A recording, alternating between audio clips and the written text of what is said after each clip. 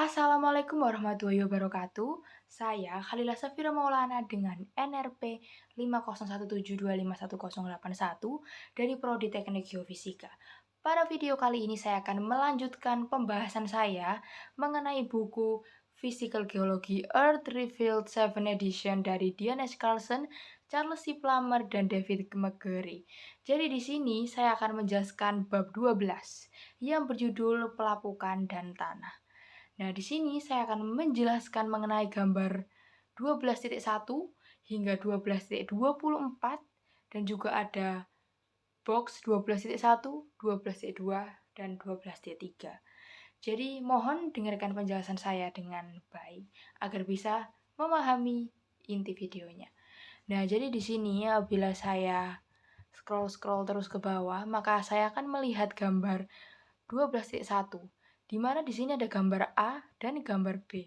Di sini gambar A itu terlihat adanya batu nisan dan gambar B ini terlihat adanya patung.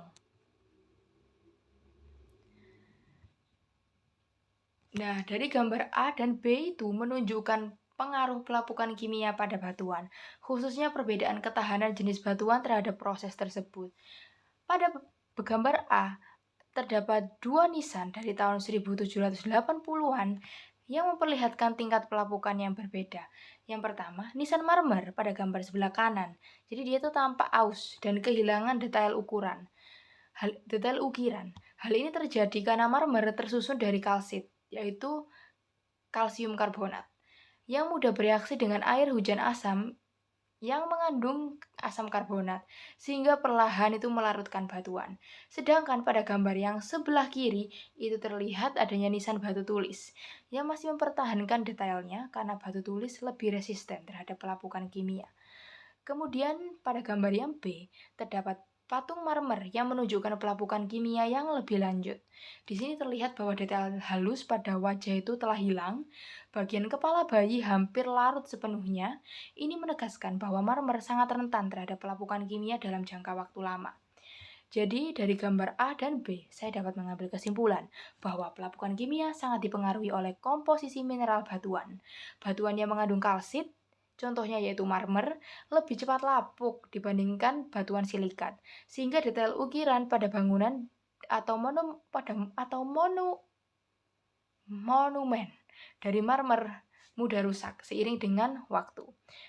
Kemudian saya akan menjelaskan mengenai gambar 12.2, di mana di sini ada gambar A, B, C, dan D. Jadi kita melihat gambar yang A ini terlihat seperti adanya batuan yang di sini terlihat kayak ukurannya lebih gede ya daripada batuan yang B dan C, dan dia itu terlihat kayak rapuh gitu. Terus di sini ada batuan B, oh ini kayak bagian jika di zooman dari bagiannya A, jadi dia terlihat lebih kecil. Yang C juga demikian, tapi dia itu bentuk yang warnanya lebih gelap lah ya. Terus D ini merupakan contoh batuannya. Jadi ini merupakan granit. Nah, gambar A, B, C, dan D ini memperlihatkan proses pelapukan sferoidal, yaitu pelapukan kimia yang menyebabkan batuan bersudut tajam menjadi membulat. Nah, pada gambar yang A, itu merupakan batuan beku yang memiliki retakan-retakan saling tegak lurus. Air meresap melalui retakan ini sehingga bagian dalam batuan itu mulai terlapuk. Retakan meningkatkan luas permukaan yang terkena air dan reaksi kimia. Nah, pada gambar yang B, itu merupakan luas permukaan yang kayak lebih kecil lah ya daripada gambar yang A. Jadi, karena luas permukaan terbesar terdapat pada sudut dan tepi, pelapukan kimia itu menyerang bagian tersebut lebih cepat dibandingkan permukaan datar. Kemudian ada gambar yang C, yaitu akibat pelapukan yang tidak merata, sudut dan tepi itu terkikis lebih dahulu, sehingga batuan berkembang menjadi bentuk bulat atau sferis. Kemudian gambar yang D ini merupakan gambar batuan yang ada di alam. Jadi contohnya itu blok granit yang baru tererosi masih menunjukkan sudut agak membulat. Kemudian bongkahan granit yang telah lama terlapuk menjadi sangat membulat. Keduanya menunjukkan tahapan berbeda dari pelapukan sferoidal. Nah, kesimpulan dari gambar A, B, dan C dan D pada gambar 12.2 adalah pelapukan sferoidal terjadi karena air dan reaksi kimia bekerja lebih intensif pada sudut dan tepi batuan, sehingga batuan yang awalnya bersudut berubah menjadi membulat seiring waktu. Berikutnya saya akan menjelaskan mengenai gambar 12.3, di mana di sini merupakan batu pedestal di dekat Bliss Ferry, Arizona. Jadi ini terlihat seperti kayak pohon ya bentuknya, tapi bukan pohon, tapi ini batu. Nah, ini disebut dengan batu pedestal. Jadi bagian atas itu tersusun dari batu pasir yang lebih keras dan tahan pelapukan, sehingga berfungsi sebagai pelindung. Kemudian bagian bawahnya itu adalah pedestal yang tersusun dari batu lempung yang lebih lunak, sehingga lebih cepat terlapuk dan tererosi oleh angin dan air. Akibatnya bagian bawah terkikis lebih cepat daripada bagian atas, kemudian membentuk batuan yang menyerupai jamur atau payung. Nah, palu kecil di dasar pedestal yang hampir tidak terlihat tapi ada di gambar ini, itu menunjukkan skala ukuran dan menegaskan besarnya struktur tersebut. Jadi kesimpulannya adalah batu pedestal terbentuk karena perbedaan ketahanan batuan terhadap pelapukan dan erosi, di mana lapisan keras melindungi lapisan yang lebih lemah di bawahnya. Nah, berikutnya gambar 12.4 yang merupakan batu sedimen di Grand Canyon, Arizona. Jadi di sini terlihat kayak adanya kayak tebing lah di bagian sana. Terus ini kayak lebih tebing yang lebih dekat lah ya. Ini di latar depan lapisan batu pasir tahan terhadap pelapukan dan membentuk tebing curam. Lapisan batu lempung yang kurang tahan melapuk dan membentuk lereng landai. Dan material longsor di antara tebing. Nah, di sini ada lapisan batu pasir atau sandstone terlihat membentuk tebing curam di latar depan. Batu pasir itu lebih keras dan tahan terhadap pelapukan serta erosi, sehingga tidak mudah hancur dan tetap membentuk dinding terjal. Kemudian ada lapisan batu lempung atau shell atau mudstone. Itu dia berada di antara lapisan batu pasir dan tampak sebagai lereng landai. Batu lempung bersifat lebih lunak dan mudah melapuk, sehingga cepat tererosi dan menghasilkan material runtuhan atau longsoran yang menumpuk di kaki tebing. Kemudian bentuk lahan yang dihasilkan itu perbedaan ketahanan batuan ini menghasilkan pola khas Grand Canyon. Jadi batuan keras itu kemudian menjadi tebing yang curam, batuan lunak itu kemudian menjadi lereng yang landai. Nah, kombinasi dari keduanya membentuk teras-teras dan undakan pada dinding ngarai. Jadi, gambar ini memperlihatkan bagaimana litologi atau jenis batuan itu sangat mempengaruhi bentuk permukaan bumi, meskipun semua lapisan mengalami gaya erosi yang sama, yaitu dari air, angin, dan gravitasi. Nah, berikutnya saya akan membahas mengenai gambar 12.5, di mana di sini ada gambar A, B, dan C. Ya, jadi lembaran yang disebabkan oleh pelepasan tekanan. Jadi di sini ada sebuah batolit granit, yaitu pada gambar yang A, terungkap akibat pengangkatan regional. Kemudian gambar yang B itu pelepasan tekanan, mengurangi tekanan pada granit. Kemudian juga ada gambar yang C, sendi lembaran pada batuan granit yang terpapar di dekat puncak Sierra Nevada. Nah, jadi gambar 12.5 ini menjelaskan proses terbentuknya sendi lembaran pada batuan granit akibat pelepasan tekanan. Jadi pada gambar yang A itu merupakan batolit granit di kedalaman. Batolit granit awalnya terbentuk beberapa kilometer di bawah permukaan bumi. Di kedalaman ini granit mengalami tekanan lithostatik yang sangat besar dari batuan di atasnya, sehingga volumenya relatif itu terkekang. Kemudian pada gambarnya B, pengangkatan dan erosi, terjadi pengangkatan regional. Lalu erosi mengikis batuan penutup di atas granit. Nah, akibat hilangnya beban, tekanan pada granit berkurang drastis. Granit kemudian mengembang ke arah luar, terutama dekat permukaan. Ekspansi ini menghasilkan retakan-retakan sejajar permukaan yang disebut dengan sendi lembaran. Retakan paling rapat muncul di bagian atas karena perbedaan tekanan paling besar terjadi di sana. Nah, proses ini menyebabkan pengelupasan lapisan batuan atau exfoliation, membentuk kubah pengelupasan yang membulat. Nah, kemudian C itu merupakan contoh yang ada di lapangan. Foto ini menunjukkan sendi lembaran pada granit yang tersingkap di dekat puncak Sierra Nevada, California. Terlihat lapisan-lapisan granit terkelupas seperti kulit bawang sejajar dengan permukaan batuan. Nah, jadi intinya itu proses A, B, dan C itu disebabkan oleh pelepasan tekanan bukan karena gaya tektonik. Jenis batuannya itu umumnya adalah batuan granit, yang merupakan batuan beku intrusif. Nah, hasil bentang alamnya itu kubah granit yang membulat, tebing berlapis, bongkah granit yang besar. Berikutnya saya akan membahas mengenai gambar 12.6 di mana di sini terlihat adanya kubah eksfoliasi di Taman Nasional Yosemite, California. Nah, jadi gambar 12.6 itu kan memperlihatkan adanya kubah eksfoliasi ya. Itu merupakan contoh nyata dari sendi lembaran akibat pelepasan tekanan. Jadi di sini terlihat bahwa bentuk kubahnya itu membulat. Kubah granit tampak halus dan membulat karena lapisan-lapisan itu terkelupas sejajar permukaan, bukan patah secara acak. Nah, lapisan seperti kulit bawang, retakan-retakan yang melengkung yang terlihat pada permukaan granit disebut dengan sendi lembaran. Lapisan ini terkelupas sedikit demi sedikit menyerupai kulit bawang akibat ekspansi granit keluar. Nah, proses pembentukannya itu dimulai dari granit yang awalnya terbentuk jauh di permukaan bumi, kemudian terjadi pengangkatan regional dan erosi yang menghilangkan batuan penutup. Kemudian tekanannya itu menjadi berkurang. Kemudian granit itu mengembang. Nah, kemudian terbentuklah sendi lembaran sejajar permukaan. Dan yang kelima atau yang terakhir, lapisan luar terkelupas, kemudian membentuk kubah eksfoliasi. Nah, faktor pengontrol dari adanya hal ini, sendi lembaran akibat pelepasan itu adalah pelepasan tekanan, batuan keras dan masif, contohnya adalah granit, dan erosi berkelanjutan di permukaan. Nah, makna geomorfologinya itu adalah kubah eksfoliasi seperti ini, menunjukkan bahwa struktur internal batuan dan perubahan tekanan sangat mempengaruhi bentuk bentang alam, menghasilkan kubah granit besar khas daerah pegunungan seperti Yosemite. Nah, berikutnya saya menjelaskan mengenai gambar 12.7, di mana di sini ada gambar A dan B ya. Nah, gambar A itu menunjukkan pembekuan es yang terjadi ketika air mengisi celah pada batu dan kemudian membeku. Sedangkan pada gambar yang B itu pembekuan es telah memecahkan batu dan membentuk Gunung Crawford di Taman Nasional Banff. Nah,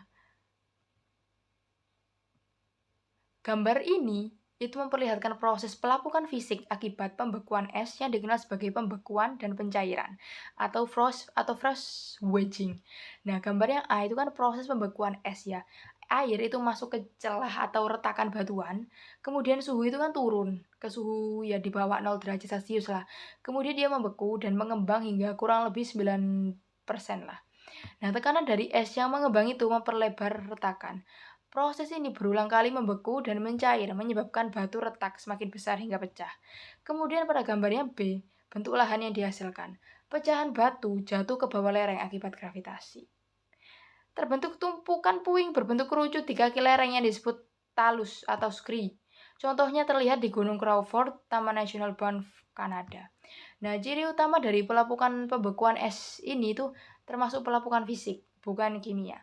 Dia itu sangat efektif di daerah pegunungan tinggi, iklim dingin dengan fluktuasi suhu siang dan malam di sekitar titik beku. Kemudian dia itu tidak mengubah komposisi kimia batuan, hanya memecah ukuran dari batuan. Kemudian saya akan menjelaskan mengenai gambar 12.8, di mana ini merupakan ada gambar A dan B ya. Nah, gambar yang A itu memperlihatkan akar pohon yang memisahkan batu ini saat tumbuh di celah-celah batu pegunungan Sierra Nevada.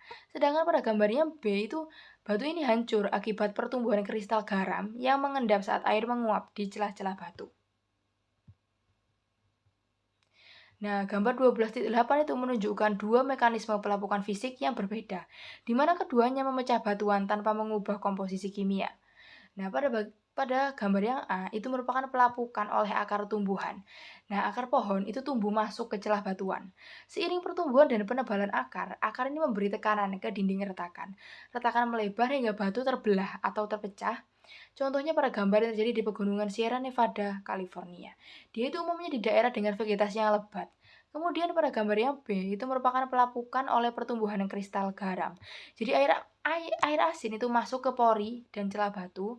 Nah, kemudian saat airnya itu menguap, garam itu mengkristal dan mengembang. Tekanan dari kristal garam itu memecah batuan menjadi lapisan-lapisan tipis. Dia terjadi di lingkungan kering seperti Gurun Mojave, California. Dan kemudian dia itu menghasilkan peningkatan luas permukaan batuan yang sangat besar sehingga batu menjadi lebih mudah terlapuk untuk lanjut. Jadi ini termasuk ke pelapukan kimia. Jadi apabila kita membandingkan antara pelapukan dengan bantuan akar tumbuhan dan kristal garam, dengan agennya akar tumbuhan itu termasuk ke biologis, sedangkan kristal garam itu termasuk ke fisik kimia atau yang disebut dengan mekanik. Kemudian jika kita lihat dari sisi lingkungan, akar tumbuhan itu lingkungannya itu lembab dan bervegetasi, tapi kristal garam itu lingkungannya kering dengan evaporasi yang tinggi. Kemudian jika kita melihat dari sisi mekanisme, akar tumbuhan itu mekanismenya tekanan pertumbuhan akar, sedangkan kristal garam itu tekanan kristalisasi garam. Nah, Dampak dari akar tumbuhan ini, retakannya itu kemudian melebar, sedangkan dampak dari kristal galam ini, batu terkelupas berlapis. Nah, berikutnya saya akan menjelaskan mengenai gambar 12.9, di mana di sini terlihat adanya pengikisan mekanis. Dapat meningkatkan luas permukaan batu yang awalnya dia itu cuma satu kotak doang, terus kemudian dia menjadi 4 kotak, yang kemudian dia menjadi 24 kotak, dan nanti akan menjadi lebih kecil lagi ya nanti otomatis luas permukaannya akan menjadi lebih besar. Nah, ini merupakan pengaruh pelapukan mekanis terhadap luas permukaan batu. Pada gambar ini terlihat adanya batu yang awal digambarkan sebagai satu kubus yang utuh. Ketika batu ini mengalami pelapukan mekanis, misalnya akibat pembekuan atau pencairan, tekanan kristal garam, akar tumbuhan atau perubahan suhu, batu tersebut menjadi pecah menjadi beberapa fragmen yang lebih kecil.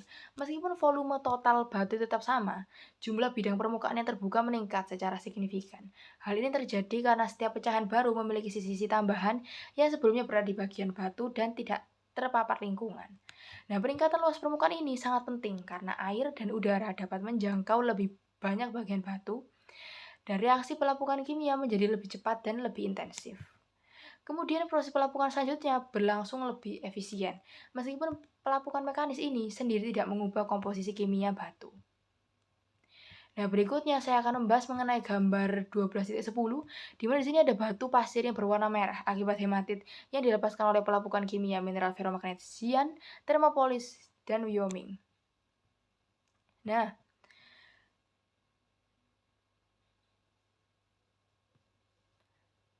jadi warna yang mencolok ini itu terlihat berasal dari hematit, yaitu oksida besi yang dihasilkan oleh proses oksidasi. Nah, perannya itu dapat dijelaskan dari adanya oksigen yang berada di atmosfer. Dia itu bereaksi dengan besi yang dilepaskan dari mineral ferromagnesian ketika batuan mengalami pelapukan. Nah, besi yang terlepas tersebut mengalami oksidasi membentuk oksida besi. Oksida besi ini kemudian melapisi butiran pasir atau bertindak sebagai semen yang merekatkan butiran-butiran batu pasir. Nah, hematit yang memiliki warna itu merah bata, sehingga batu pasir yang mengandung atau terlapisi hematit ini tampak berwarna merah. Nah, di lingkungan yang mengandung air, sebagian oksida besi dapat berubah menjadi limonit yang berwarna coklat kekuningan. Namun pada kondisi kering atau teroksidasi, kuat hematit itu lebih dominan, menghasilkan warna merah seperti yang terlihat pada gambar 12.10. Selanjutnya saya akan membahas mengenai gambar 12.11, di mana di sini ada sebuah kolam lumpur mendidih terbentuk akibat pelapukan kimia yang intensif pada batuan sekitar oleh gas alam yang terlarut. Nah, fenomena ini berkaitan langsung dengan aktivitas panas bumi atau geotermal di wilayah tersebut. Proses yang terjadi dapat dijelaskan sebagai berikut. Jadi, gas alam dari bawah permukaan di daerah panas bumi, gas-gas vulkanik seperti hidrogen sulfida dan sulfur dioksida dilepaskan bersama uap air melalui mata air panas. Gas-gas ini larut dalam air dan membentuk asam kuat, terutama asam sulfat. Kemudian yang kedua, pembentukan lingkungan sangat asam. Air panas yang kaya asam ini memiliki pH yang sangat rendah. Ion hidrogen yang melimpah sangat efektif merusak struktur kristal mineral pada batuan di sekitarnya. Yang ketiga, pelapukan batuan menjadi lumpur. Mineral-mineral batuan terurai dengan cepat akibat reaksi asam, sehingga batuan keras berubah menjadi partikel halus seperti lempung. Campuran partikel halus ini dengan air panas menghasilkan lumpur. Kemudian yang keempat, lumpur mendidih akibat panas bumi. Nah, panas dari bawah permukaan menyebabkan air dan lumpur mendidih dan bergolak, menciptakan tampilan khas kolam lumpur yang terus bergerak seperti terlihat pada gambar. Jadi, gambar 12.11 ini merupakan contoh nyata bahwa asam adalah agen pelapukan kimia yang sangat efektif, yang mampu menghancurkan batuan dalam waktu relatif singkat. Kolam lumpur mendidih ini memperlihatkan bagaimana kombinasi asam kuat, air, dan panas dapat menghasilkan pelapukan kimia ekstrim di lingkungan alami. Berikutnya saya akan membahas mengenai gambar 12.12, di mana ini merupakan tanggul Puing Spring Creek mengumpulkan air limbah tambang asam dari situs Superfund tambang Iron Mountain di utara California. Jadi dari gambar ini tuh terlihat kayak adanya beberapa proses, yaitu proses oksidasi mineral sulfida. Jadi batuan dan limbah tambang di Iron Mountain yang banyak mengandung mineral sulfida, terutama pirit. Ketika pirit itu terpapar oksigen dan air, mineral ini mengalami oksida dan mengalami asam sulfat. Nah, yang kedua terbentuknya air tambang asam. Asam sulfat yang terbentuk ini melarutkan berbagai unsur logam dari batuan, yang kemudian menghasilkan air dengan pH yang sangat rendah dan kandungan logam terlarut yang tinggi. Air ini berwarna mencolok akibat besi yang teroksidasi. Kemudian yang ketiga, pelapukan kimia yang sangat intensif. Lingkungan yang sangat asam ini mempercepat pelapukan kimia batuan, menghancurkan mineral dengan cepat melalui pelepasan dan substitusi ion-ion dalam struktur kristalnya. Kemudian adanya yang keempat itu peran tanggul Spring Creek. Nah, tanggul puing Spring Creek itu dibangun untuk menahan dan mengendalikan aliran air tambang asam agar tidak langsung mencemari sungai di hilir. Tanpa pengendalian ini, air asam dapat membunuh ikan, merusak vegetasi, dan mencemari ekosistem perairan. Jadi gambar 12-12 ini menunjukkan bahwa asam kuat tidak hanya terbentuk secara alami, tapi juga dihasilkan oleh aktivitas pertambangan. Contoh ini menegaskan bahwa air tambang asam merupakan agen pelapukan kimia yang sangat agresif, sekaligus menjadi masalah lingkungan serius yang memerlukan pengelolaan khusus. Nah, berikutnya saya akan membahas mengenai gambar 12-13, di mana di sini ada pelapukan kimia feldspar dan kalsit oleh asam karbonat dan asam tanah.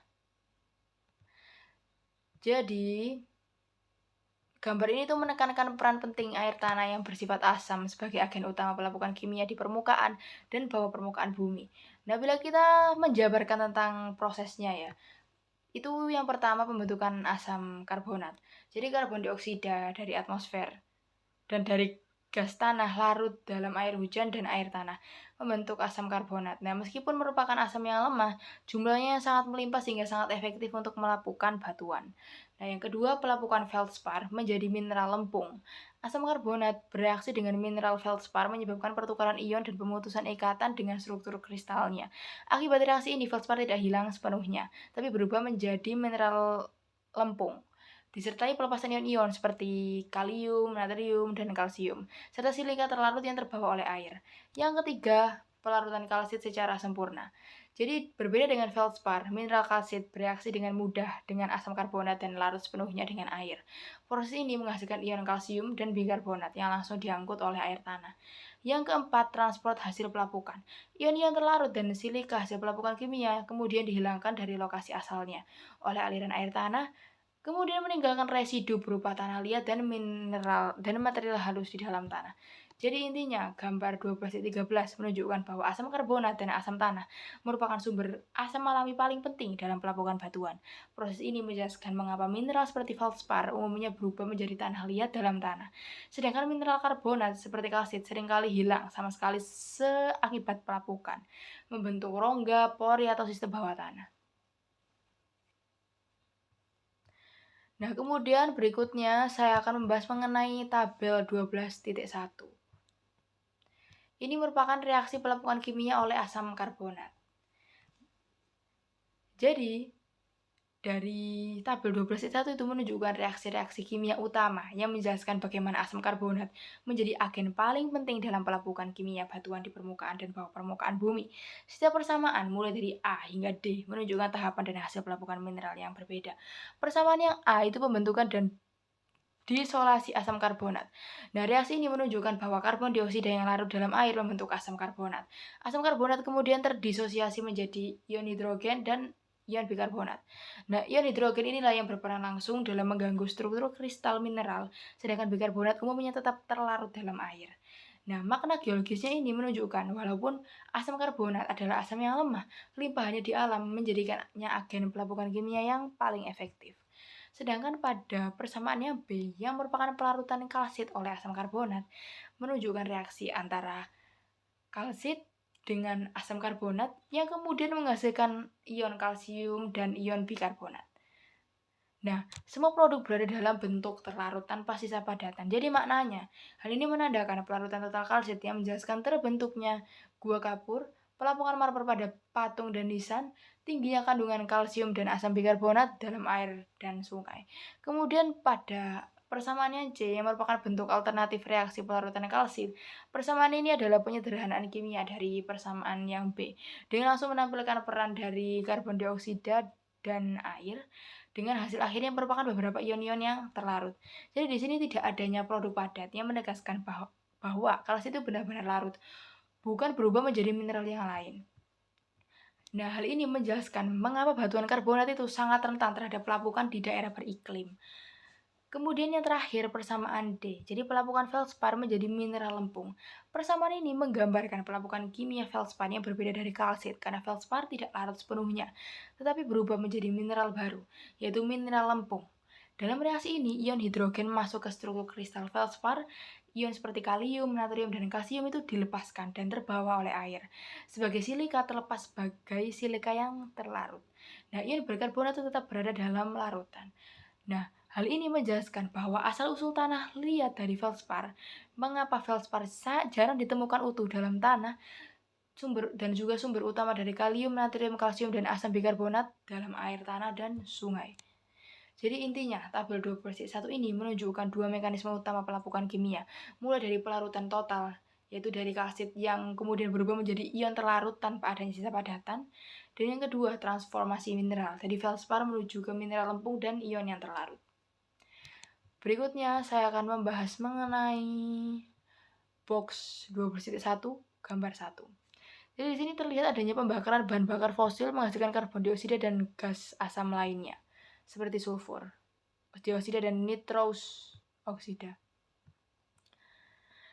Jadi di sini kan memperlihatkan adanya cerobong asap industri ya dan pembakaran bahan bakar fosil, batu bara, minyak, dan gas alam sebagai sumber utama gas pencemar atmosfer.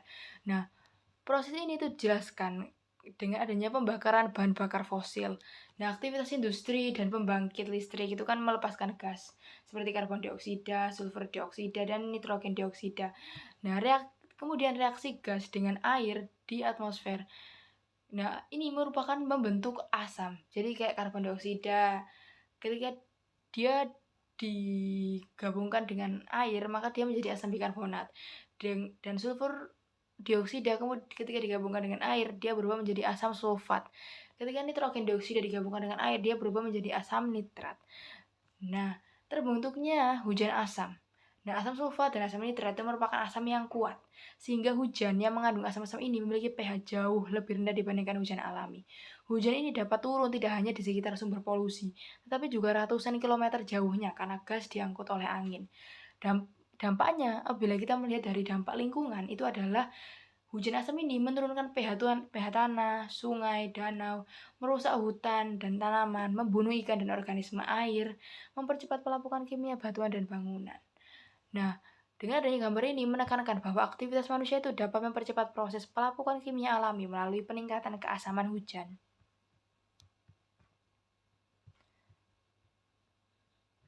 Nah, berikutnya saya akan membahas mengenai gambar box 12.1 gambar 2. Jadi di sini terlihat adanya skala pH ya. Kalau kalian nggak tahu skala pH itu tingkat keasaman atau kebasaan suatu larutan. Sangat penting untuk memahami hujan asam dan pelapukan kimianya. Kalau kalian nggak tahu kalau nggak tahu skala pH itu ketika pH-nya itu mulai dari 0 sampai 7, itu dia termasuk pH asam. Dan ketika 7 sampai 14, itu dia termasuk pH basa. Ketika pH-nya itu 7, berarti dia itu netral. Jadi dia bukan asam dan bukan basa. Jadi ketika dia itu semakin tinggi, berarti nanti asamnya dia semakin kuat. Atau basanya juga menjadi semakin kuat. Nah, pH yang merupakan netral atau pH-nya itu 7 itu hanya air. Jadi itu murni. Nah, biasanya ketika pH-nya itu lebih dari 7 itu kan basa ya, dia itu alkali. Ketika kita ngomongin tentang sifat logaritmik ya, skala pH itu setiap penurunan 1 unit pH berarti larutan menjadi 10 kali lebih asam. Contohnya jika pH-nya 4, maka dia itu 10 kali lebih asam daripada pH 5. Dan ketika pH-nya 3, maka dia 100 kali lebih asam daripada pH 5. Nah, posisi hujan pada skala pH. Hujan alami itu pH-nya 5,5 sampai 6. Karena dia itu asam lemah, karena karbon dioksidanya itu alami. Ketika hujan asam itu tercemar, pH-nya itu 4, 3, bahkan bisa 2. Jadi dia itu benar-benar sangat asam. Nah, pH 2 itu setara dengan jus lemon atau cuka. Jika kita ngomong tentang implikasi geologi dan lingkungannya, semakin rendah pH hujan, maka semakin besar konsentrasi ion H plusnya atau ion hidrogen. Semakin cepat pelapukan kimia mineral, maka semakin besar kerusakan pada organisme hidup dan batuan. Gambar 2 itu membantu memahami mengapa sedikit penurunan pH dapat berdampak besar karena peningkatan keasaman berlangsung secara eksponensial. Nah, berikutnya saya akan membahas mengenai gambar 12.14, di mana di sini ada gambar A dan B. Nah, gambar A itu merupakan adanya pandangan melintang berlian yang tersebar luas di dalam pipa kimberlite, sedangkan gambarnya B itu berlian terkonsentrasi di permukaan akibat pengangkatan batuan oleh pelapukan dan erosi. Nah, gambarnya A itu menunjukkan penampang melintang pipa kimberlite, yaitu saluran batuan ultramafik yang membawa berlian dari mantel atas ke permukaan bumi. Pada tahap ini, berlian itu tersebar merata di dalam batuan kimberlite. Berlian masih terikat dalam massa batuan induk. Konsentrasi berlian relatif rendah dan belum ekonomis karena masih bercampur dengan batuan lain. Sedangkan pada gambar yang B, itu berlian terkonsentrasi di permukaan akibat pelapukan. Jadi bagian yang B itu menunjukkan kondisi setelah pipa kimberlite terpapar pelapukan kimia dan erosi fisik dalam jangka waktu yang lama. Jadi batuan kimberlite itu bersifat relatif mudah lapuk sehingga hancur dan tererosi. Berlian sangat tahan terhadap pelapukan karena ikatan kovalen karbon-karbonnya itu sangat kuat. Nah, saat batuan induk hancur dan material halus itu terbawa oleh air atau angin, berliannya itu tertinggal. Akibatnya, berlian menjadi terkonsentrasi di dekat permukaan, tepat di atas pipa kimberlite. Proses ini disebut dengan konsentrasi sisa karena mineral yang tahan tidak berpindah jauh, tetapi menumpuk sebagai residu atau sisa setelah material lainnya itu hilang. Jadi, gambar ini tuh menunjukkan bahwa pelapukan itu tidak hanya menghancurkan batuan, tetapi juga memperkaya mineral tertentu. Endapan berlian primer sering ditemukan di atas atau dekat pipa kimberlite. Proses selanjutannya itu seperti erosi sungai atau gletser dapat mendistribusikan ulang berlian membentuk endapan sekunder atau pleasure. Jadi, gambar ini tuh menyimpulkan bahwa ketahanan mineral terhadap pelapukan merupakan faktor kunci dalam pembentukan endapan mineral bernilai ekonomis seperti berlian. Berikutnya saya akan membahas mengenai tabel 12.2, di mana ini merupakan produk pelapukan bahan mineral pembentuk batu umum.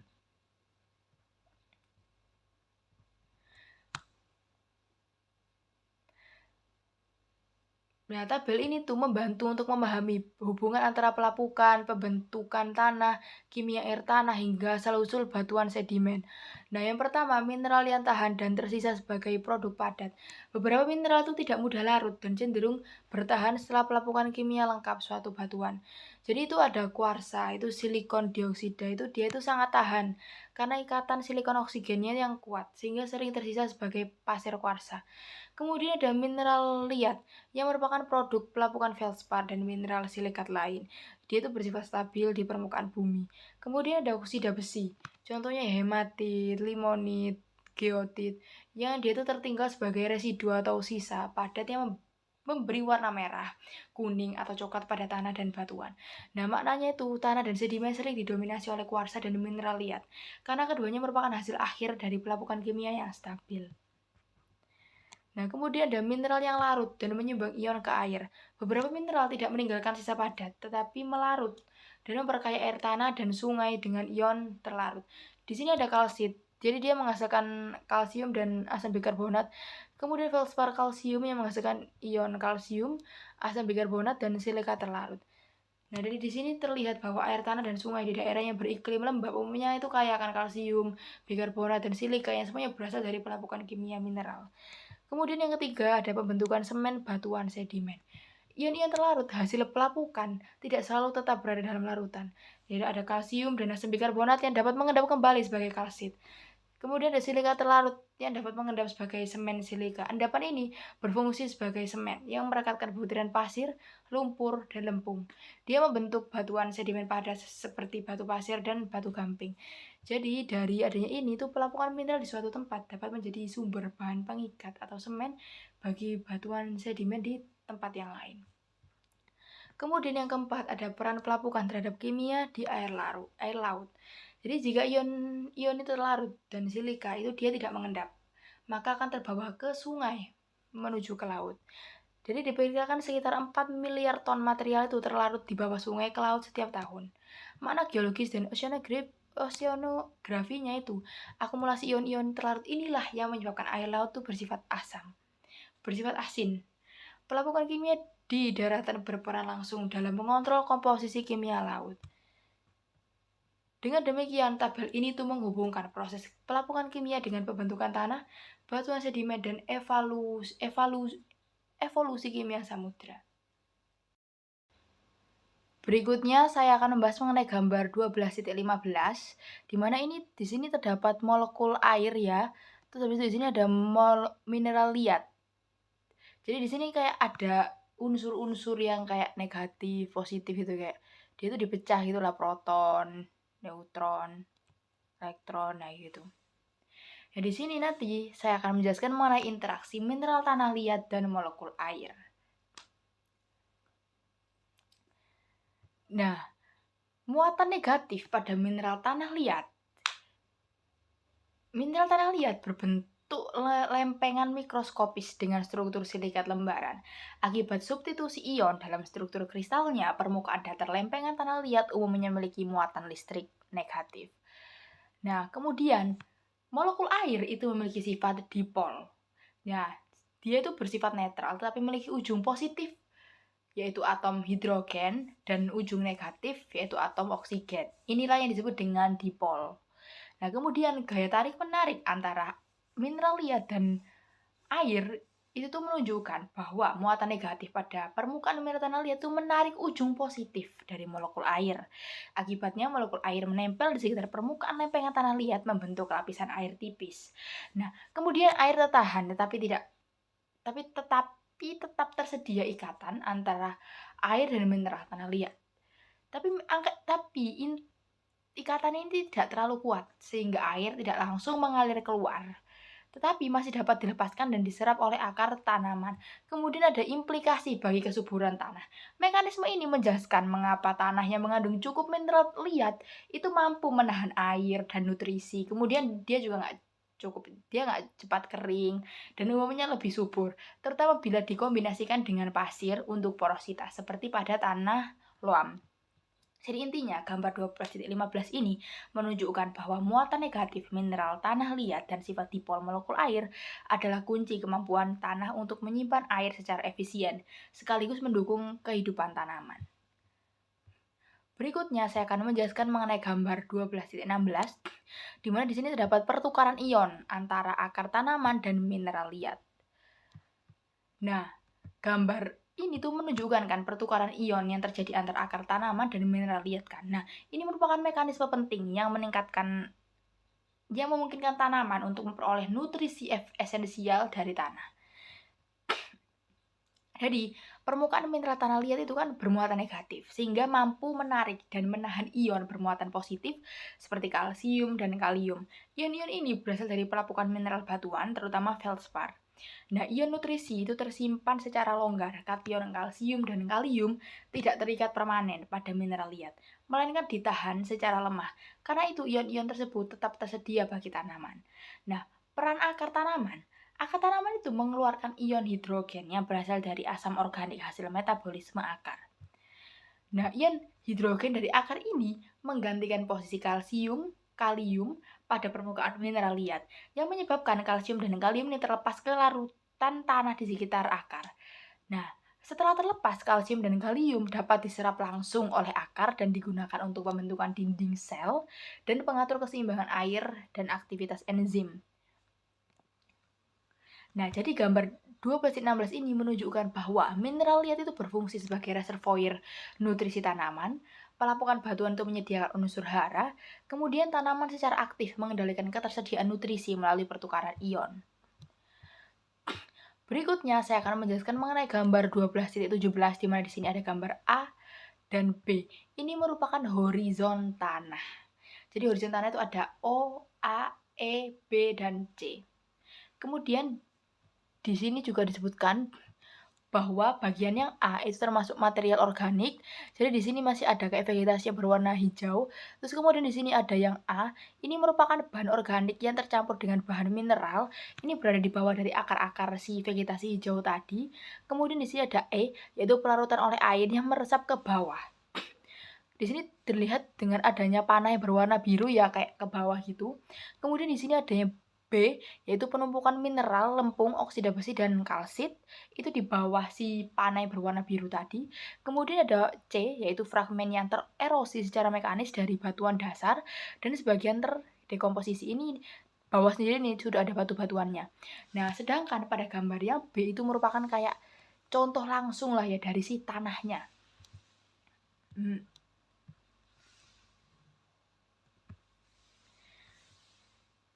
Jadi lapisan yang paling atas atau lapisan O itu tuh tersusun dari bahan organik seperti daun gugur dan sisa tumbuhan yang membusuk. Jadi horizon ini menjadi sumber utama dari humus.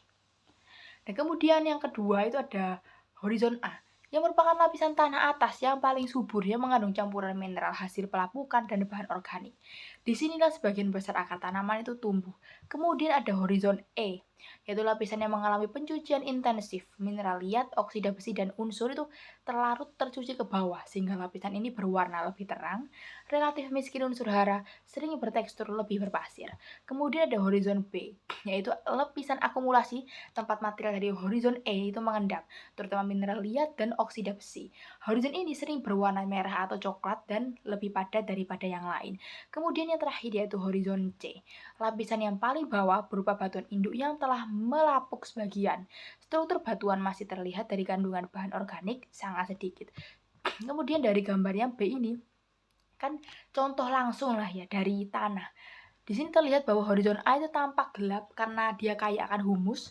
Kemudian horizon E itu terlihat lebih terang dan mudah hancur yang menunjukkan pencucian mineral yang kuat. Kemudian ada horizon B yang berwarna merah akibat akumulasi hematit yang tercuci ke bawah dari lapisan di atasnya. Nah, perbedaan warna dan tekstur ini mencerminkan proses kimia dan fisika yang berlangsung lama selama pembentukan tanah. Kemudian saya akan menjelaskan mengenai siklus karbon anorganik. Jadi ini merupakan gambar 12.17 ya.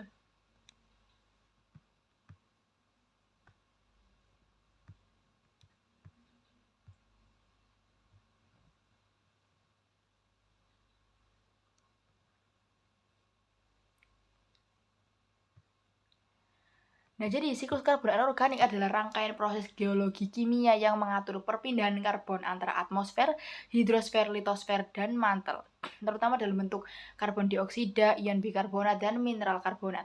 Siklus ini bekerja dalam skala waktu jutaan tahun dan berperan penting sebagai pengatur iklim jangka panjang bumi. Kemudian karbon dioksida di atmosfer sebagai gas rumah kaca.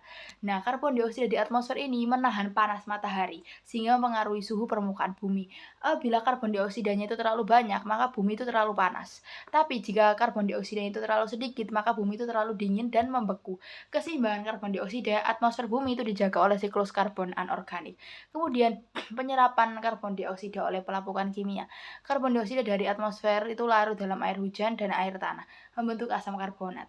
Nah, jadi asam ini tuh melapukkan mineral silikat, menghasilkan ion bikarbonat dan kation seperti kalsium. Nah, reaksi ini menghilangkan karbon dioksida dari atmosfer, memindahkannya ke sistem daratan dan perairan. Kemudian, transport karbon ke laut. Ion asam karbonat dan kalsium yang terbentuk itu terbawa oleh air tanah dan sungai. Akhirnya dia masuk ke laut. Dengan cara ini karbon yang semula berada di atmosfer itu dipindahkan ke lautan. Nah, kemudian pengendapan karbonat di laut. Di laut terdapat di perairan hangat dan tropis adanya organisme laut seperti karang, foraminifera, moluska yang menggunakan kalsium dan asam bikarbonat untuk membentuk kalsium karbonat. Ini kemudian kalsium karbonat ini mengendap sebagai batu kapur atau limestone. Nah, tahap ini mengunci korban dalam karbon dalam kerak bumi untuk waktu yang sangat lama. Nah, pengembalian karbon dioksida melalui proses internal bumi ini, jadinya sebagian batuan karbonat ini tersubduksi ke mantel, mengalami pemanasan dan metamorfisme, melepaskan karbon dioksida kembali ke vulkanisme. Nah, karbon dioksida ini kembali ke atmosfer, kemudian menutup siklus karbon anorganik. Nah, siklus karbon anorganik ini memiliki peran dalam pengaturan iklim. Siklus ini bertindak sebagai mekanisme umpan balik. Jadi apabila iklimnya itu menghangat, pelapukan kimia itu menjadi meningkat, lebih banyak karbon dioksida yang diserap dari atmosfer, pembentukan batu kapur itu meningkat, dan iklim cenderung mendingin kembali. Namun ketika iklimnya itu mendingin, pelapukan itu menjadi melambat, karbon dioksida dari vulkanisme menumpuk di atmosfer, efek rumah kaca itu meningkat dan iklim menghangat kembali. Nah, contoh nyata dari adanya peristiwa ini tuh ketika adanya pengangkatan dan pelapukan pegunungan besar seperti Himalaya dan Alpen yang kemudian meningkatkan laju pelapukan silikat menyerap karbon dioksida dalam jumlah yang besar dan juga diduga berkontribusi pada pendinginan global yang berujung pada glasiasi Pleistocene. Jadi intinya, siklus karbon anorganik itu mengontrol kadar karbon dioksida atmosfer dalam jangka panjang, menghubungkan pelapukan batuan, laut, dan vulkanisme, berfungsi sebagai termostat alami dari bumi. Jadi tanpa adanya siklus karbon anorganik ini, bumi bisa menjadi terlalu panas seperti Venus atau terlalu dingin untuk mendukung kehidupan. Nah, kemudian saya akan menjelaskan mengenai box 12.2 di tabel 1.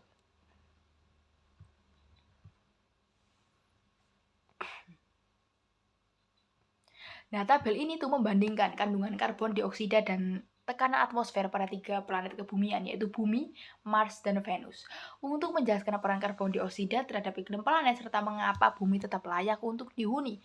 Nah, di sini apabila kita melihat kandungan karbon dioksida di atmosfer ya, Mars itu kurang lebih 95,3% ya, karbon dioksidanya maksudnya. Terus ketika Venus itu 96,5% dan Bumi 0,33%. Jadi, Mars dan Venus memiliki atmosfer yang didominasi oleh karbon dioksida, sedangkan Bumi hanya memiliki jejak karbon dioksida. Ini sangat menentukan perbedaan suhu permukaan antar planet. Kemudian kita melihat dengan tekanan permukaan totalnya. Mars itu kurang lebih 0,006 bar, jadi dia tuh sangat tipis. Sedangkan Bumi itu kurang lebih 1 bar. Jadi dia sedang, sedangkan Venus itu 92 bar, jadi dia sangat tebal. Nah, dari hal ini tuh memiliki makna bahwa meski Mars itu kaya akan karbon dioksida, tekanannya itu sangat rendah sehingga efek rumah kacanya lemah. Jadi planetnya itu tetap dingin. Nah, Venus itu memiliki karbon dioksida yang sangat banyak dengan tekanan yang sangat tinggi, yang kemudian menghasilkan efek rumah kaca yang ekstrim. Bumi berada di tengah, yaitu tekanan dan CO2 cukup untuk menjaga suhu di atas titik beku tanpa menjadi terlalu panas. Nah, pertanyaannya, kemana CO2-nya ada di bumi itu menjadi hilang? Jadi, catatan penting pada tabel itu menyebutkan bahwa sekitar kurang lebih 50 bar setara karbon dioksida itu tidak berada di atmosfer bumi, melainkan terkunci di kerak sebagai batu kapur dan karbon organik.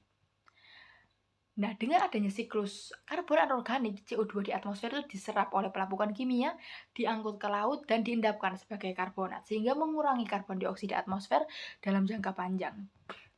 Nah, jadi kita apabila menghubungkan dengan implikasi iklim dan kelayak huniannya, Venus itu hampir tidak memiliki mekanisme penguncian karbon dioksida. Jadi atmosfernya itu menebal dan dia memiliki panas yang ekstrim. Sedangkan Mars itu atmosfernya itu sangat tipis. Nah, karbon dioksida itu tidak cukup untuk memanaskan. Jadi dia itu sangat dingin dan tidak cocok untuk digunakan kehidupan. Sedangkan bumi itu memiliki termostat geologi atau pelapukan karbonat vulkanisme yang menstabilkan karbon dioksida dengan iklim yang moderat dan mendukung kehidupan. Jadi kesimpulan dapat kita ambil adalah tabel ini menegaskan bahwa bukan hanya presentasi karbon dioksida, tapi juga tekanan atmosfer dan kemampuan planet mengunci karbon di kerak yang menentukan iklim. Siklus karbon anorganik membuat bumi itu unik. Sebagian besar karbon dioksidanya itu tersimpan sebagai batuan yang menjaga atmosfer itu tetap tipis dan suhu tetap bersahabat bagi kehidupan, jadi layak untuk dihuni.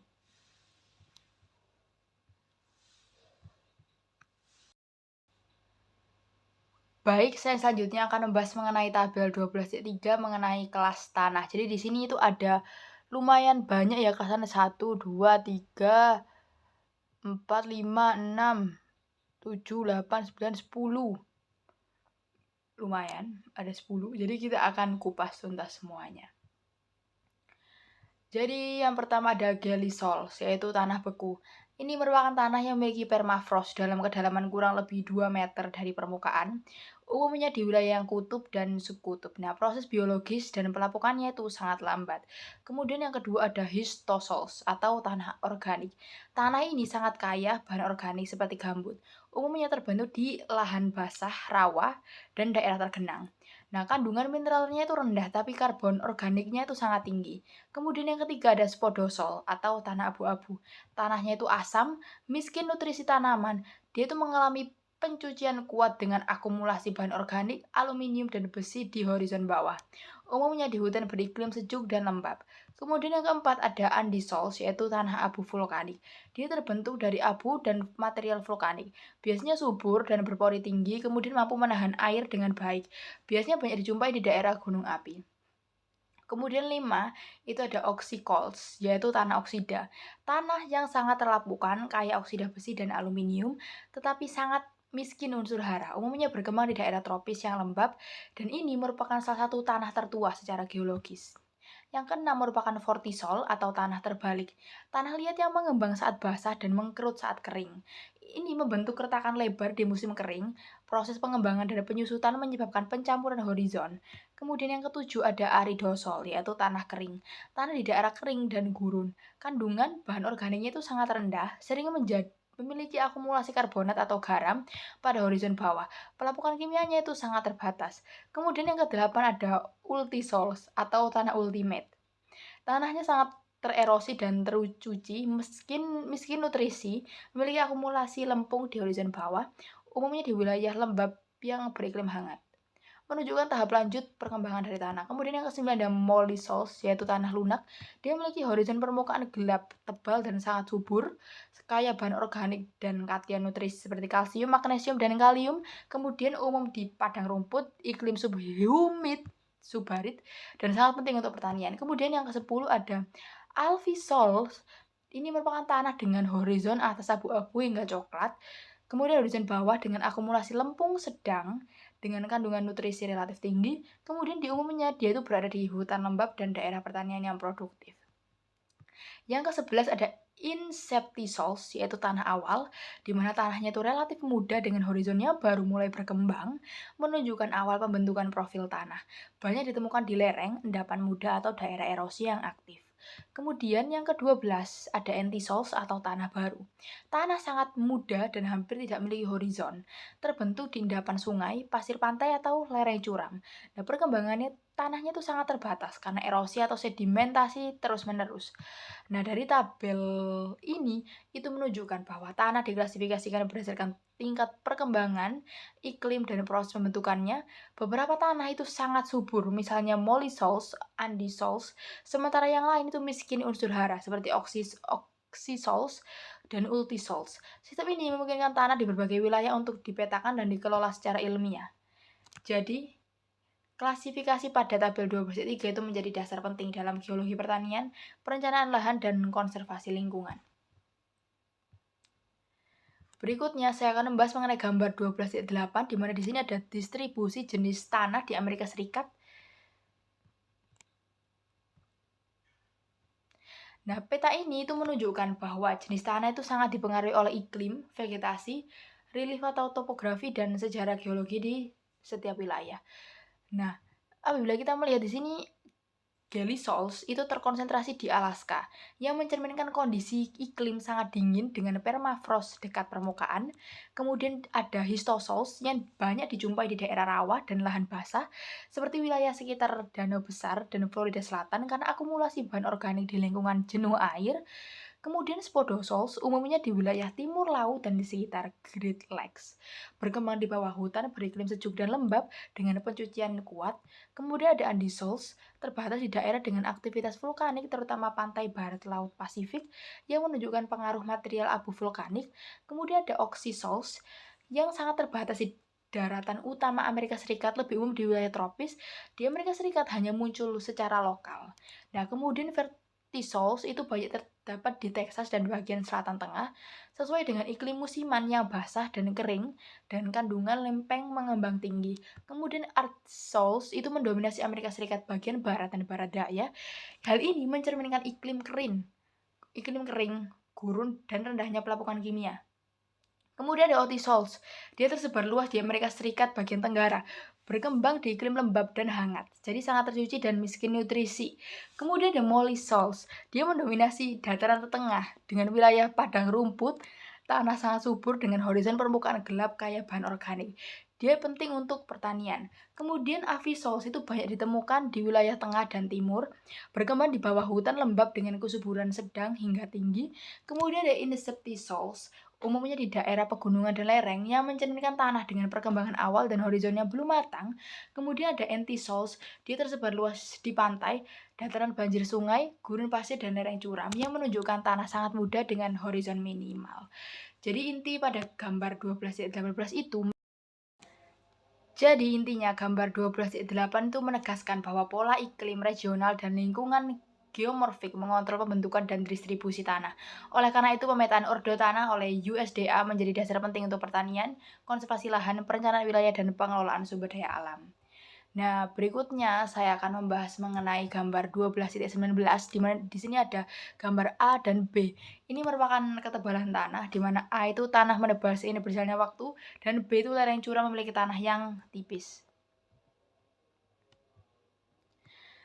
Nah, gambar yang A itu menunjukkan tanah menebal seiring dengan waktu. Bagian A menunjukkan beberapa aliran basalt dengan umur berbeda. Nah, aliran basalt yang lebih tua telah terpapar proses pembentukan tanah, yaitu pelepukan batuan, aktivitas organisme, dan penambahan bahan organik dalam waktu yang lebih lama sehingga lapisan tanah di atasnya lebih tebal dan berkembang baik. Kemudian aliran basalt yang lebih muda baru terpapar ke permukaan sehingga tanahnya masih tipis dan belum berkembang sempurna. Nah, tanah yang sempat terbentuk di permukaan lama lalu tertimbun oleh aliran basalt yang lebih muda disebut dengan tanah terpendam. Keberadaan tanah terpendam ini penting bagi geolog karena dapat digunakan untuk menafsirkan umur relatif, perubahan lingkungan, dan sejarah vulkanisme. Kemudian pada gambar yang B itu merupakan tanah tipis pada lereng yang curam. Bagian tanah cenderung tipis karena material hasil pelapukan mudah tererosi oleh air hujan dan gravitasi sebelum sempat terakumulasi. Proses pembentukan tanah kalah cepat dibandingkan proses pengikisan sehingga horizon tanah sulit berkembang. Jadi kesimpulannya adalah gambar 12.19 ini menegaskan dua prinsip utama pembentukan tanah. Semakin lama waktu pembentukan, semakin tebal dan berkembang tanahnya. Semakin curam lerengnya, semakin tipis tanahnya akibat dominasi erosi. Kedua faktor ini sangat penting dalam memahami kesuburan lahan, stabilitas lereng, serta penggunaan tanah untuk pertanian dan pembangunan. Berikutnya saya akan membahas mengenai gambar 12.20 yang di sini ada profil tanah ditandai oleh air tanah yang bergerak ke atas dan menguap di bawah tanah. Jadi di sini tuh kan terlihat bahwa adanya profil tanah di iklim kering hingga semi kering yang dipengaruhi oleh pergerakan air tanah ke arah atas. Itu pakai kapilaritas dan penguapan di bawah permukaan tanah.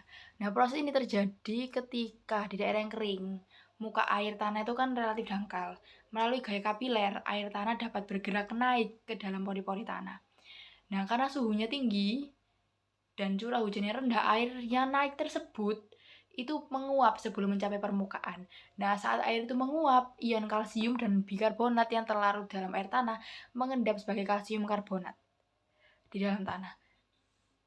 Jadi bila kita melihat sisi gambarnya ya, terlihat adanya lapisan berwarna terang di bawah horizon atas tanah akibat akumulasi karbonat kalsium. Lapisan ini sering disebut dengan horizon karbonat atau jika sangat keras dan menyatu dapat berkembang menjadi kaliche. Nah, horizon karbonat dapat menghambat perakaran tanaman dan pergerakan air bila sudah sangat tebal dan keras. Nah, sedangkan di sini tuh profil tanah seperti ini tuh khas wilayah arid dan semi arid. Misalnya daerah gurun dan stepa, menunjukkan bahwa penguapan lebih dominan daripada pencucian. Kebalikan dari kondisi di iklim lembab, kehadiran karbonat kalsium itu menjadi indikator penting dalam interpretasi iklim purba dan klasifikasi tanah, terutama pada ordo Ardisols. Jadi intinya gambar ini tuh menjelaskan bagaimana gerakan tanah ke atas dan penguapan di iklim kering menyebabkan akumulasi karbonat kalsium pada dalam tanah, membentuk lapisan terang yang khas dan berpengaruh besar terhadap sifat tanah. Kemudian berikutnya saya akan menjelaskan mengenai gambar 12.21. Di sini merupakan ada tanah laterit ya. Ya, dalam sistem klasifikasi tanah modern disebut dengan oxisol. Tanah ini berkembang di iklim tropis yang sangat basah dan panas seperti di wilayah hujan tropis. Dia memiliki proses pembentukan yaitu curah hujan tinggi dan suhu tinggi itu mempercepat pelapukan kimia dan pencucian ke bawah. Air hujan yang melimpah melarutkan dan membawa pergi hampir semua ion nutrisi tanaman serta silika. Yang tertinggal terutama adalah oksida besi dan oksida aluminium. Karena mineral-mineral ini sangat stabil dan sulit untuk larut. Ciri-ciri tanah laterit pada gambar itu warnanya itu oranye karat hingga merah tua akibat oksidasi besi. Nah, tekstur tanah itu umumnya halus hingga sangat lapak dengan struktur yang miskin mineral primer. Kandungan unsur hara itu sangat rendah meskipun tanah tampak tebal dan berkembang baik. Jika kita melihat makna dari lingkungan dan pertaniannya, meskipun vegetasi hutan itu tropis tampak subur, kesuburan tanah laterit sebenarnya itu rendah. Nutrisi tanaman sebagian besar tersimpan dalam biomasa tumbuhan, bukan di dalam tanah. Jika hutan dibuka dan vegetasinya hilang, tanah laterit itu cepat kehilangan produktivitas dan mudah tererosi dan mengeras. Jadi intinya, gambar 12.21 itu menjelaskan bahwa tanah laterit itu merupakan hasil pelapukan ekstrim di iklim yang sangat basah, di mana pelarutan intensif menghilangkan hampir semua unsur hara, menyisakan oksida besi dan aluminium yang memberikan warna merah khas. Tanah ini menjadi indikator kuat lingkungan tropis lembab dan pelapukan kimia tingkat lanjut. Berikutnya saya akan membahas mengenai gambar 12.22 di mana ini ada bauksit yang terbentuk melalui pelapukan tropis yang intensif pada batuan sumber yang kaya aluminium seperti tufa vulkanik. Nah, jadi gambar ini itu memperlihatkan bauksit yaitu biji utama aluminium yang terbentuk melalui pelapukan kimia tropis yang sangat intensif pada batuan sumber yang kaya aluminium, seperti tufa vulkanik atau batuan silikat aluminium lainnya. Nah, proses terbentuknya itu adalah iklim tropis panas dan sangat basah. Ini menyebabkan pelapukan kimia itu berlangsung sangat cepat. Air hujan yang melimpah ini menghasilkan pelindian ekstrim yang melarutkan dan membawa pergi silika dan alkali tanah. Kemudian unsur yang paling tahan terhadap pelarutan yaitu aluminium itu tertinggal dan konsentrasi. Nah, aluminium kemudian membentuk mineral hidroksida aluminium seperti gipsit, bohmit, dan diaspor yang menyusun bauksit. Nah, bauksit itu memiliki ciri-ciri warna merah kecoklatan hingga pucat, tekstur gembur hingga berbutir, kandungan aluminium yang sangat kuat, dan silika yang sangat rendah. Nah, kesimpulannya adalah gambar 12.22 ini menjelaskan bahwa bauksit terbentuk akibat pelapukan tropis yang ekstrim di mana hampir semua unsur mudah larut dihilangkan sehingga aluminium terkonsentrasi secara sisa dan membentuk endapan biji yang bernilai ekonomis tinggi. Kemudian saya akan menjelaskan mengenai gambar 12.23. Di sini ada erosi tanah akibat penebangan hutan hujan di utara Kuantan, Malaysia. Nah, foto ini tuh menggambarkan ada dampak langsung aktivitas manusia terhadap kestabilan tanah di daerah beriklim basah. Nah, di sini terlihat bahwa adanya penebangan hutan yang menghilangkan kanopi, semak, dan sistem perakaran pohon yang sebelumnya, melindungi permukaan tanah dari hantaman langsung hujan, mengikat tanah agar tidak mudah terlepas. Kemudian di daerah hutan hujan deras itu jatuh langsung ke tanah terbuka. Energi tetesan hujan itu menghancurkan agregat tanah, memicu erosi lembar dan erosi alur. Kemudian tanpa adanya akar dan infiltrasi air berkurang drastis, air mengalir di permukaan dan mengangkut partikel tanah halus dan mempercepat pengikisan lapisan tanah atas. Sehingga dampak yang ditunjukkan dari gambar ini hilangnya lapisan tanah atas yang kaya humus dan nutrisi, penurunan kesuburan tanah sehingga lahan itu sulit untuk digunakan kembali untuk pertanian atau regenerasi hutan. Kemudian sedimentasi sungai di hilir yang dapat menyebabkan pendangkalan, banjir, dan kerusakan ekosistem perairan. Jadi intinya gambar 12.23 menegaskan bahwa hutan tropis berperan penting sebagai pelindung tanah. Ketika hutan itu ditebang, keseimbangan antara pelapukan, pembentukan tanah, dan erosi itu terganggu, sehingga tanah itu cepat terkikis dan lingkungan mengalami degradasi serius. Jadi, dari penjelasan saya mengenai bab 12 dari gambar 12.1 hingga 12.23 dan tabel 12.1 hingga 12. Tabel 12.3 itu saya dapat mengambil kesimpulan bahwa batuan yang tersingkap di permukaan bumi mengalami pelapukan mekanis dan kimia. Pelapukan mekanis terutama akibat pembekuan es dan pelapukan tekanan memecah batuan menjadi fragmen kecil dan meningkatkan luas permukaan sehingga mempercepat pelapukan kimia. Pelapukan kimia terjadi ketika mineral bereaksi dengan air dan gas atmosfer, terutama asam karbonat. Kalsium itu mudah larut, sebagian besar mineral silikat berubah menjadi mineral liat, sedangkan kuarsa paling tahan terhadap pelapukan. Tanah terbentuk dari pelapukan batuan, mengandung bahan organik dan mampu mendukung pertumbuhan tanaman. Tanah dapat bersifat residual atau tertransportasi dan umumnya memiliki horizon yang terbentuk akibat pergerakan air. Iklim merupakan faktor utama pembentukan tanah. Selain bahan induk, waktu, kemiringan, dan organisme, dalam iklim tropis basah, pelapukan intens membentuk laterit berwarna merah kaya oksida besi yang dapat mengandung bauksit sebagai biji aluminium. Jadi, sekian presentasi dari saya mengenai bab 12 dari buku yang berjudul Physical Geology Earth Revealed. Saya ingin memohon maaf apabila ada salah kata. Selama berlangsungnya video ini, saya juga ingin berterima kasih karena kalian telah menyaksikan video saya hingga akhir.